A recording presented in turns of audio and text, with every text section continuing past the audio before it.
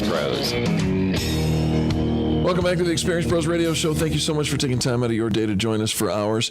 Our next guest couldn't quite possibly be in any better position than he is in right now, given the conversation we just had in our last segment.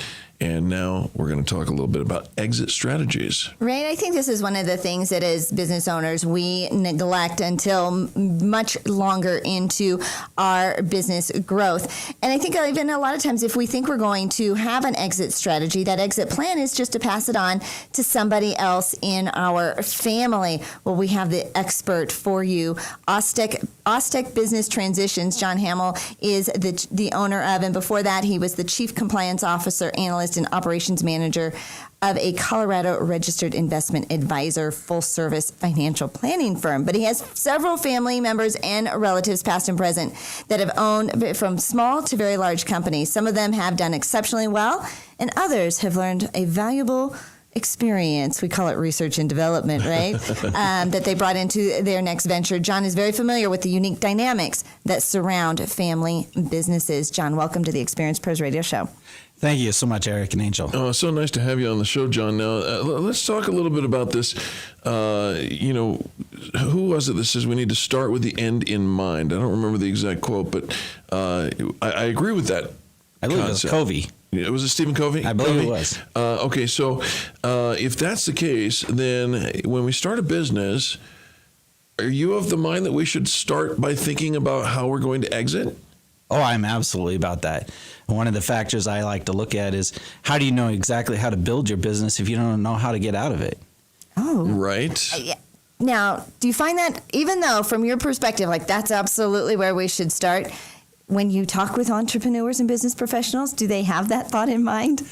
Unfortunately, I find a lot of business owners don't actually have that in mind. I think some of that has to come from the fact that they start the business. They don't even know if they're going to be successful in the business. Right. So they spend a lot of time, just building the business from whatever they can do to, generate some kind of income in order to be successful. And then later it's, what do I do with this company? Right. I'm going to pass it on to my son. I'm going to pass it on to family members. I mean, that Easy seems peasy, right? simple enough, right?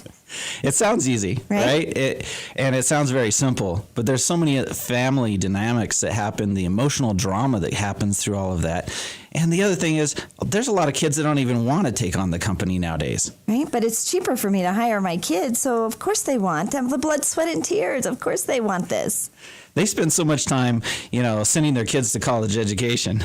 And then their kids get this whole different dream about what they want to do. Right. Take the old farms from a long time ago, right? And it was, hey, let's just pass this down to little Johnny and Sarah. They can carry on the farm. And you look at it now, and they don't want to be in the farm. Johnny and Sarah want to get out of town. Exactly. Right? They want to experience the world. That's right. Okay, so John, how do we set ourselves up, especially if it is a family business? What are some things that we should be have in place or be thinking of, down the pike? Each business is really different in what you want to set up, and it really depends on exactly the business owner's view of what they want to actually do and what they want to achieve. If it is a family succession, it's really of really who do they want to pass that off to? It's not always the child in the business. Sometimes it's a key employee in the business that they want to actually transfer things down to. And so often those individuals don't have the cash or money to actually, to buy transfer that over. Right. Now, if the business owner has saved money along the way and they've saved enough off the way to live comfortably after, they can literally just turn that company. Just pass it down. Just pass it over. Yeah. But that's not what I find exactly happens often. No, we want to pay out. Yes, we want to pay out. We want to have that trip to the Caribbean, right? Right. So they really have to figure out, how do I do that? And there's a lot of different ways and strategies you can actually implement in that process to actually make that happen. Because often that key employee, he just doesn't have the value to be able to go and purchase. Sure. So you have to work with bankers, you have to work with other specialists in order to actually make that happen. Our guest is John Hamill. He is the owner-founder of Austec Business Transitions. And if you think about this for a minute, folks, if you start a business, and this show caters to those who have started businesses and are probably up to their eyeballs or kneecaps at least in their business, you got to look towards the end, the final transition, because it's not the end. You know, and so John, you're an expert. You bring people to the place where they can talk about that. You're connected to those other people, right? Correct. Is it working? Do you see some success with the people who come to you? And what do you mean by that? Well, you know, people come to you and you say, well, I can help you talk through the transition. Have you got some case studies of people who have come to you and then transitioned well? There is a couple. Yeah, good. The interesting thing is what I found in the whole process, and one reason that I've started talking about this whole exit strategy and planning is really moving you beyond your company. And that really just means what I found is that there's a gap. Yeah. Typically, the statistics are showing that after 1 year somebody sells their business successfully, 75% of business owners are not really happy they did it. Really? And so what I've really started to do a lot more in the whole planning process is what exactly are you going to do next?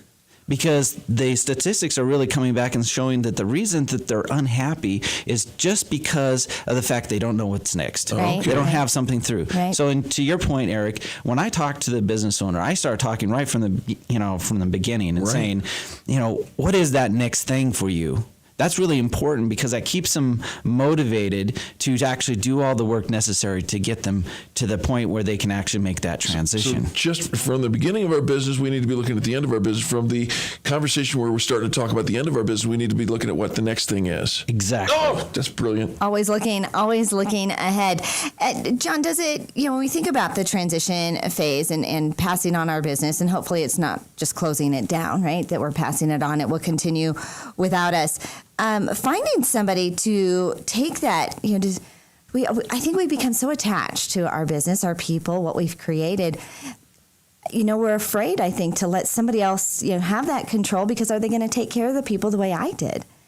Oh, that is such a theme that goes through business owners. They care about their employees, and often when they started the company, they had to rely on employees to get them there, right? And they care about their communities, and they spend so much time considering that, and they spend so much effort in building that up that when they get to the end, right? Now they have to hand it off to somebody else. Right. And often that's a person that's a lot younger. So there's this whole aspect that comes into that, right? That says, oh, wow, it's like having your child, right? And you're going, oh, they're going to make that mistake. Oh, my God, that could really make a big difference to the aspect of their life, right? And so they're looking at it the same way in their business, and they want to make sure that that business is going to do something positive and continue beyond them. Right? We think we should stay on as a consultant for a long period of time. Oh, you say consultant, I say control freak. Right? What I've seen some different examples of where they think they should stay on, want to stay on, but then after a few months, they're like, you know what? You got this. I'm ready to go. Yeah. Right? We think we want to still be super involved, but it's kind of nice to, I've chosen the right person and now I can go. The hard part I find in that process, what you're saying, is that once they actually have that next beyond of what they want to do, they start to check out way early before the process is even complete. Oh, right? The opposite, right? They've already moved on. On the front side of the transition. Right. Okay. So they a year in advance sometimes they're sitting there going, you know what? Things are going so well. And they start, you got to get them back in their process. You're like, you got to get this paperwork done. You got to talk to this advisor. You got to get this process Before you going. get those fishing poles out and galoshes on, make sure that you call John Hamill. John, what's the best way to contact you? The best way to contact me is through the phone. Yep.